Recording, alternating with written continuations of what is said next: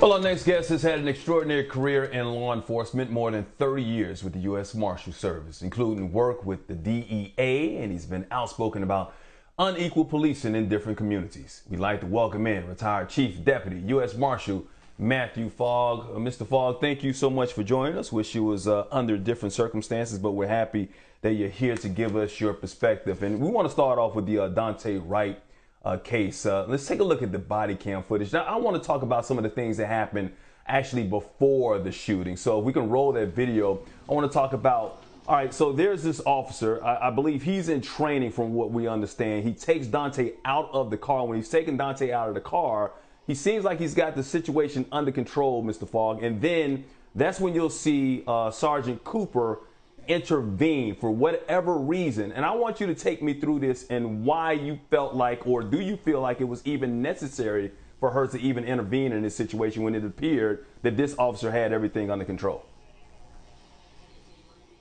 Well, from looking at this perspective, I mean, he's got everything under control. He's placing the guy under, I guess, under arrest because there was a warrant outstanding for the guy. Apparently, the guy decided that he was going to break and run.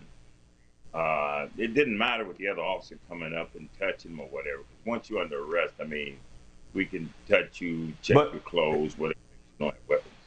So, that's my question. That's my question, though. Why? Like, is it police procedure for another officer to come in and even touch, to grab things, whatnot, when it seemed like he was under control already? Because it didn't appear that Daunte was going to run or go anywhere when the other officer was trying to put the cuffs on her. It wasn't until she came up and started frisking him and grabbing a card or whatever that it seemed like he panicked. Is that natural procedure or procedure that you usually see?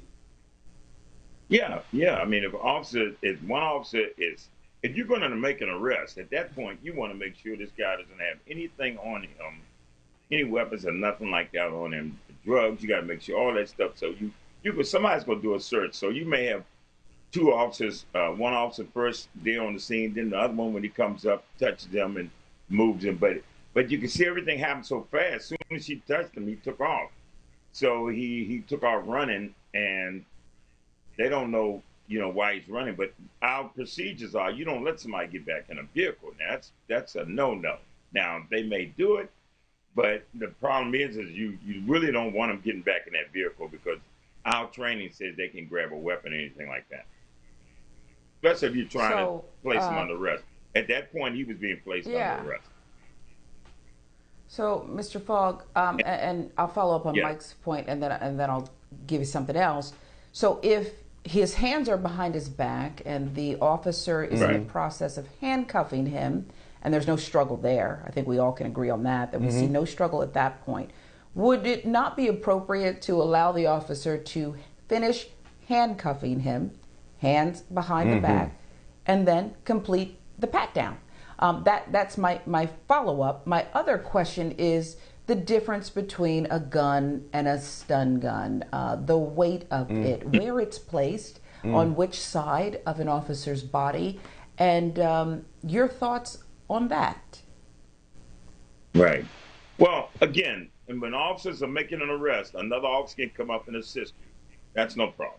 Touching the person, whatever, making sure if you check them, you make sure no weapons or nothing. Because we've had a lot of incidents where officer didn't do a good search and then somebody pops up with something later and somebody gets hurt. So that's okay there.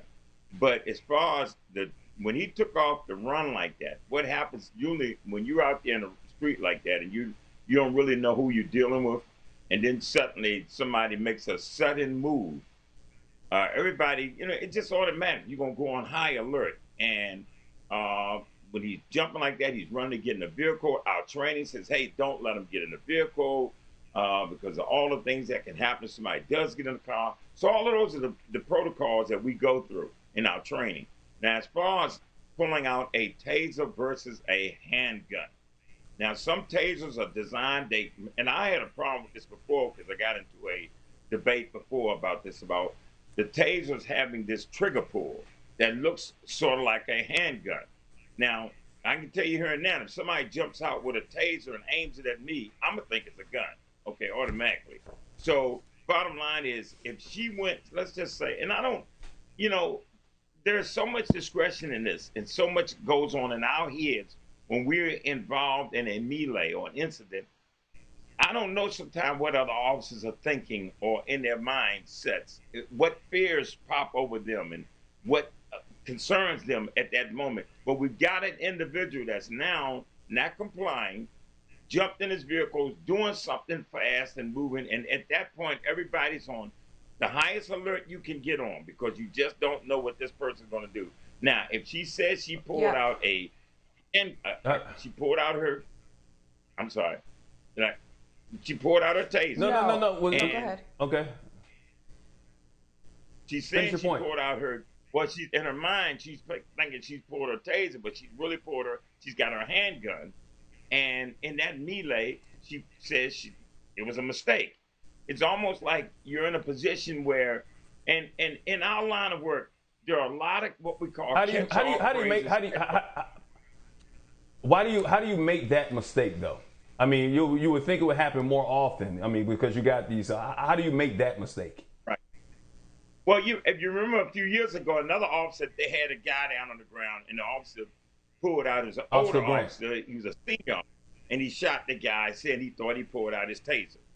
It can happen. I guess it can happen because the reality of it is, when you're in a melee and somebody's not complying and all kinds of stuff is happening real fast, maybe for a second or so you can forget that I'm holding my gun instead of a taser. I guess maybe that can happen. You know. Yeah, maybe it can happen, and we believe it has happened, right? Historically, we believe it has happened. But I guess there's things I keep coming back to, as you mentioned, a melee. You could put that, I guess, on Daunte Wright, but who started the melee? Again, things seemed controlled, and I would have to take issue with a couple of things, because you said you can't allow him to get back in the vehicle. Well, then cuff him. They had it under control. Cuff him. She escalated it seemed, from what we saw.